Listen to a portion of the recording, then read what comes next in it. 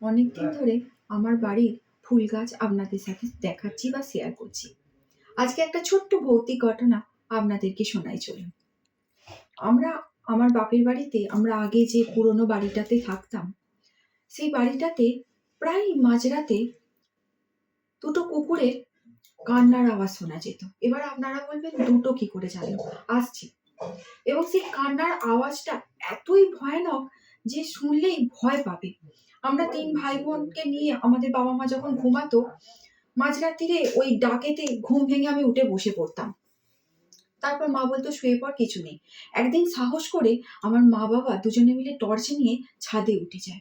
ছাদ থেকে আমাদের বাড়ির পিছন দিকে যে ওই পোড়ো বাড়িটা ছিল, সেই বাড়িটাতে যখন টর্চটা মারে, যেখান থেকে ওই কুকুরগুলো ডাকছে আরকি, দেখে না দুটো কালো কুকুর, একদম মিশমিশে কালো, মানে মনে হচ্ছে যেন তাদের গা দিয়ে যেন তেল গড়িয়ে পড়ছে। এতটাই তাদের লোমগুলো মানে নরম মসৃণ আর কালো কুচকুচে, বীভৎস তাদের ডাক।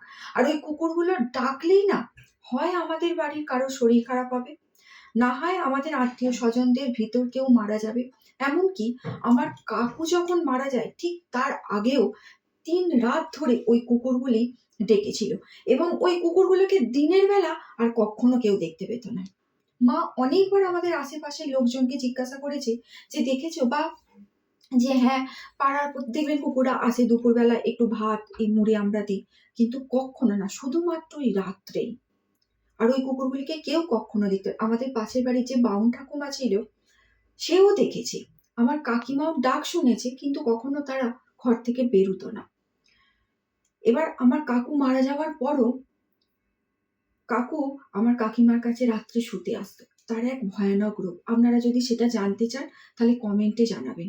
এবং আপনাদের কাছে অনুরোধ, যদি কখনো এরকম রাত্রে কুকুরের ভয়ানক আওয়াজ শুনতে পান, একদিন শুনলেন না সেটা কোনো না, পরপর ৩ দিন ৪ দিন বা একদিন ছাড়া তাহলে একটু নজর দেবেন।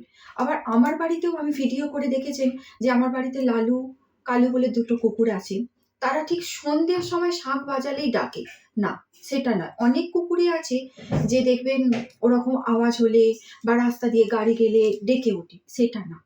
মাঝরাত্রে যদি কোনো কুকুর ডাকে, ভয়ানক আওয়াজ করে, সেই আওয়াজটা শুনে আপনার গায়ে লোম খাড়া হয়ে যাচ্ছে, তাহলে একটু নজর দেবেন।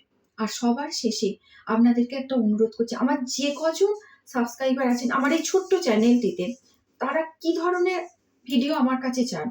ভৌতিক, দৈবিক, না ছোট্ট মিনি ব্লগের মাধ্যমে আমার বাড়ির গাছপালা, গল্প এগুলো শুনতে, কমেন্টের মাধ্যমে একটু জানাবেন।